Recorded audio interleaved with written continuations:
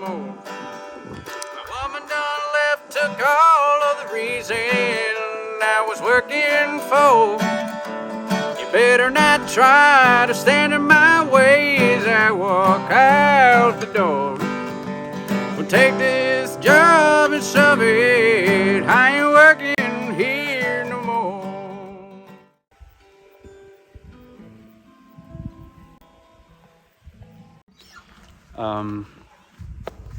Well, from my experience, what I've seen out here touring is, I think people are looking for an experience, kind of like to transport them to the West, listening to this type of music. Although there is a huge culture here from the beginning. I mean, I've met a lot of people here that know more about country music than I do, and I'm not even somebody who considers that knows much, but I've learned a lot out here.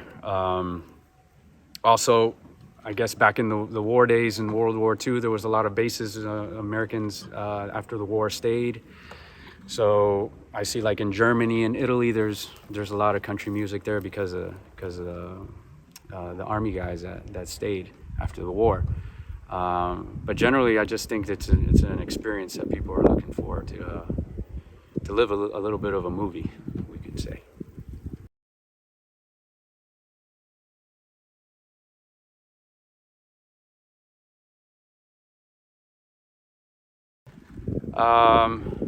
Well, it's an honor to be called that.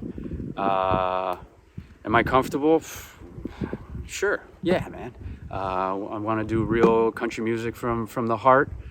The working man, you know, lyrics that people can relate to, and just keeping that old style, that old tradition alive, to where, I mean, there's a revival every once in a while that comes around.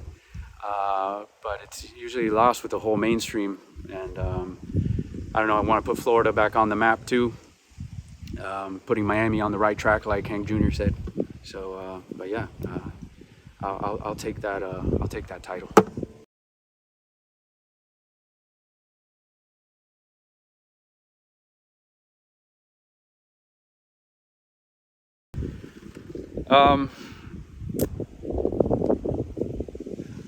Music in my house, I mean, we listened to music, but it was usually just like the radio, so it was always like a Foreigner and Journey and that kind of stuff, you know,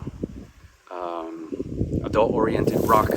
I got into country music because of the Beverly Hillbillies movie. I think it was like in 1990 or something. The Beverly Hillbillies movie came out, and they sang Hank Williams' I'm So Lonesome I Could Cry. And I said, oh, well, what's that? You know, so I started to get into that. And then I always kind of imitated the yodeling too, kind of like making fun of it. But in the end, like, I started to do it well. And now I love it. So, yeah, I don't know. Like, my early music stuff was like MC Hammer and Beach Boys. So I got into country a little bit later in life. Got a bunch of those, but Hank Williams, of course. I love Wayne Hancock a lot. David Allan Coe, George Jones, and Johnny Paycheck, probably my favorite right now. I mean, the list goes on and on, but I think those are my major influences.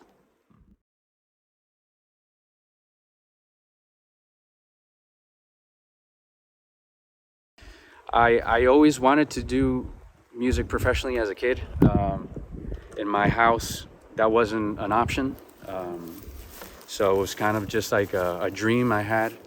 I started singing in my car in the traffic of South Florida, just to go down to the supermarket, which could be a 10-minute ride, turns into a half an hour to 40 minutes because of the traffic.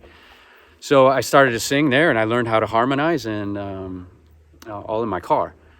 I did have my bands. My first band I had when I was 13, but when I started to really play, I was about 18, and I did my first tour around Florida, all in secret. My mom and my stepfather did not know about that until they did, and then I got kicked out of the house, and Then so I just decided to sell all my shit, and I moved to Mexico, and I said I'm gonna just take my guitar and sing my songs on the street, and that's what I've been doing for the past 16 years.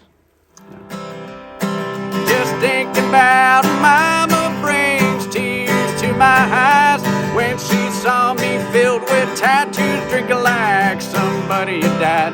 Well, I can't forgive myself for my appearance and my sobriety, but I'll always curse the day I left Dixie and I made my mother cry. Yodelay, well, I've been around the world twice over and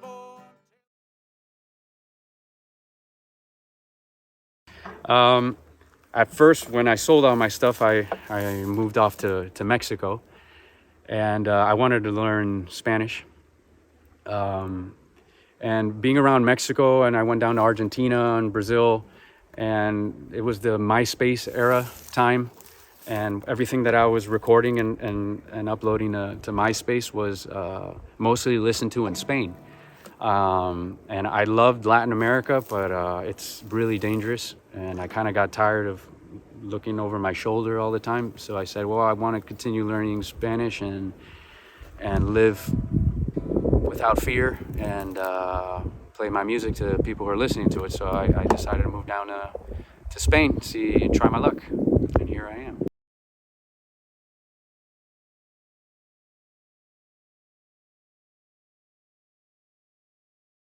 Well, because of Hank Williams, I have a music career. I started playing on the streets. I was preaching his music, preaching country music, traditional country music, and Hank Williams was basically the star of my repertoire. And because of his music, people paid attention to me on the street, especially in the Basque country is where I had most attention, and it was all thanks to Hank Williams. So really, if it wasn't for his music, I don't know if I would be where I'm at right now.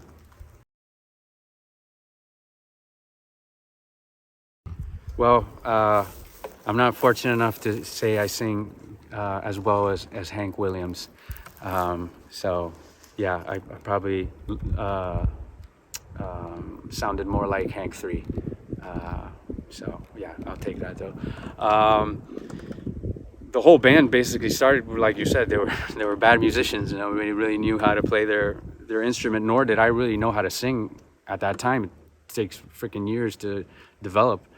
And I had a very nasally voice, and I was listening to a lot of Hank 3 there. And I guess the attitude, I come from the punk scene, and I have a lot to say, a lot of frustration in there. And then when I was younger, I was going through some hard times over here. I was drinking a lot, so that came out on stage, and it was just basically a self-expression. So yeah, it turned out a little bit more like Hank 3. I think maybe our shows were a little bit more wild, though. It was kind of like maybe mixing Hank 3 with Superjoint Ritual. Life's taught me how to survive on the street, not like these grown men still on their mama's teeth. Hell, I'm son, no one, I'm a proud working man. Hell, the little that I have was made by these here hands. I'm a man of gold, what's right, you see, well, I'm a pistol packing daddy, don't you ever tread on me.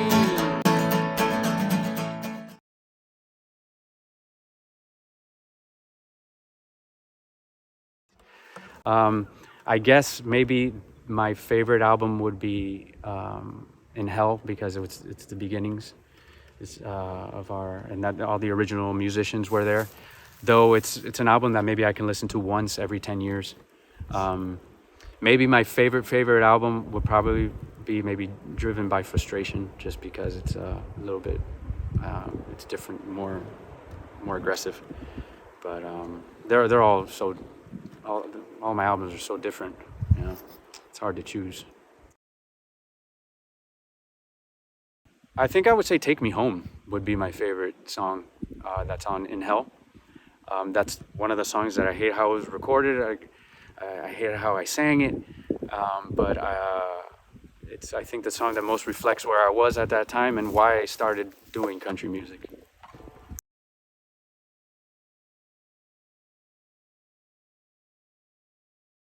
I think it was everything. Since my last album with Dead Bronco, The Annunciation, was actually the idea was for it to be like the last album, and the name The Annunciation was the news of saying it's over. But then people started to like it, and they started to call us and stuff, so I kind of just kept touring.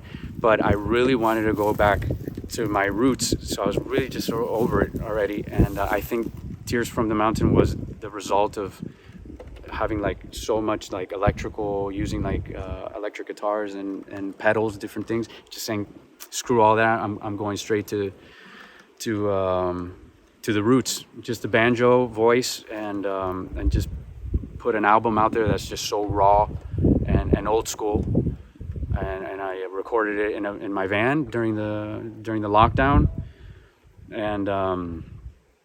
and most of the lyrics and everything was because of what I was feeling at that time. So yeah, it's basically how they used to do it back in the day in the mountains. They would just sing their blues, no? So that's what I did.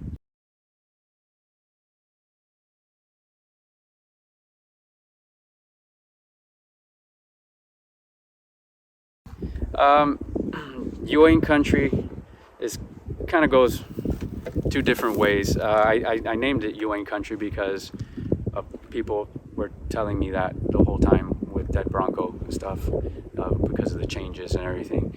And it's also because it's not really pure country. There's always influences from, it's Western swing influence to more of cow punk, to there's a little bit of punk there. There's maybe even some influence of surf. But basically, yeah, the title was kind of just saying, yeah, I ain't country, but I'm more country than you. So, there's a lot of bands out there too who say they're country and they're not, so.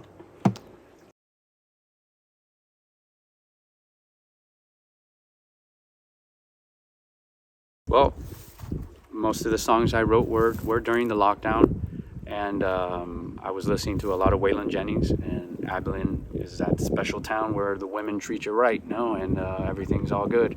So I decided to write a song in homage to Waylon, and dreaming about that town when we were all locked up. I was like, oh man, I wish I was in Abilene, with just chicks and drinking beer and everything's free, But the funny story to that is when I released that song, a local resident from Abilene wrote to me and he says, you obviously haven't been to Abilene because what you sing about is not very accurate.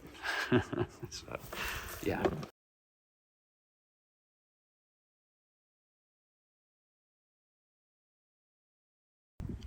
I see that the old audience from like the beginning, from 2012, are back.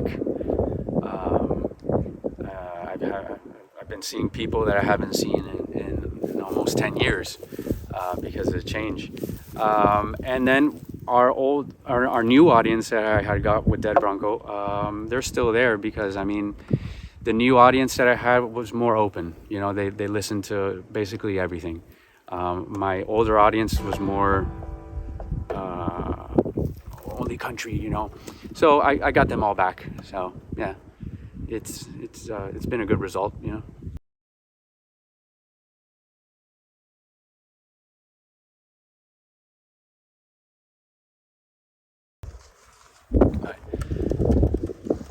It was weird at first to act because I've never acted before, and I actually when they offered me the role, I thought they were just joking around. They were telling me that we were going to film in Georgia, not Georgia, U.S., Georgia, East Europe, and I thought they were just going to like kidnap me or something. I was like, what are these guys? And no, it turned out to be a great time. I really enjoyed acting. It was a lot of fun, very stressful, but a lot of fun. And I also I wrote the soundtrack to the movie as well, and it was just a great experience overall.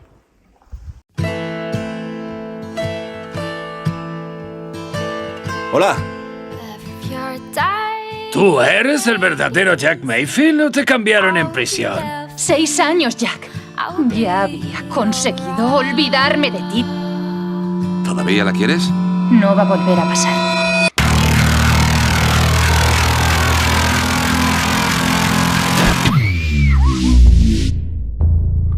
Están pasando cosas extrañas.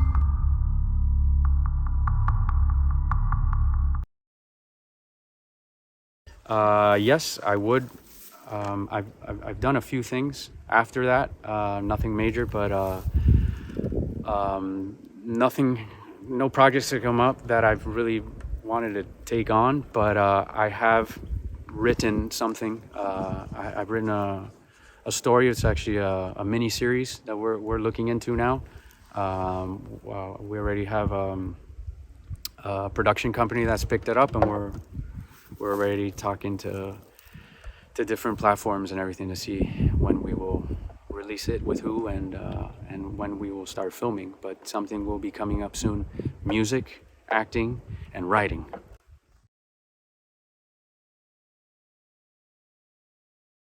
Well, I'm on my way now to do my US tour in September. I'll be back in Spain to do a few shows in October. Then I'm heading off to the UK to do my first tour there, which I've never been. I'm very excited for that. And then I'll be basically touring Spain and the US in the winter. And I have my full European tour in the summer, in May, June, July. So yeah, and also with recording, we have a few singles that we're going to be releasing, and a new album as well. I have another a full band album, and I have a solo album as well. So there'll be a lot of material coming out. My sweet Marie, how I love you so. Did you get the money I sent all the way from Mexico? My sweet Marie, how I love you so. Did you get the money I sent all the way from Mexico? Did you get the money I sent all the way